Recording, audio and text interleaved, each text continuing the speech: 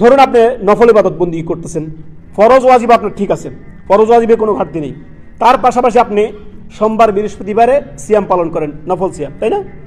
আইএমএবিজের যে 13, 14, 15 তারিখ যে আরবি চন্দ্র মাসের, ওইটাও আপনি কি করেন, নফল সিয়াম আপনি রাখেন। প্রতিদিনের তাহাজ্জুদের একটা অভ্যাস আপনার আছে, বা প্রতিদিনে কিছু নফল সালাত পড়ার, আপনার রাতের সালাত পড়ার আপনার একটা কিয়ামুল লাইল করার একটা অভ্যাস আছে। এটা যদি চলমান থাকে, এই দান সাদাকা যদি অল্প অল্প করে করেন, এই যে ভালো কাজটা যদি চলমান থাকে, সেটা নফলে হোক না কেন, সেটা যদি চলমান থাকে, সেটা আল্লাহর কাছে অধিক প্রিয়। এই কথাই এখানে সহিহ আল বুখারীর হাদিস, আপনার নবী সাল্লাল্লাহু আলাইহি সাল্লাম বলেন, ওয়া আন্না আহাব্বাল আমালি ইলাল্লাহি আদওয়ামুহা ওয়া ইন কাল্লা। অল্প হলেও অধিক অল্প পরিমাণ, আপনি 2-1 টাকা করে দান সাদাকা করতেছেন, অল্প করে হলে আপনি প্রতিদিন কি করেন, আপনার একটু কোরআন তেলাওয়াত করেন, অল্প করে হলেও আপনি কি করেন, সৎকর্ম করেন, অল্প করে হলেও দাওয়াতি কাজ করেন, অল্প করে হলেও ভালো কাজে আপনি মানুষকে আপনার কি করেন, পরিচালিত করেন, ভালো উপদেশ মানুষকে দেন।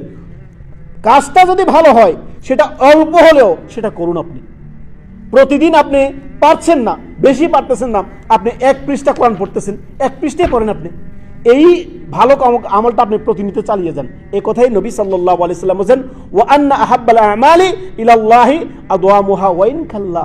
আল্লাহর কাছে অধিক প্রিয় আমল হচ্ছে সেটা যেটা আপনার নিয়মিত ধারাবাহিকভাবে চলতেছে।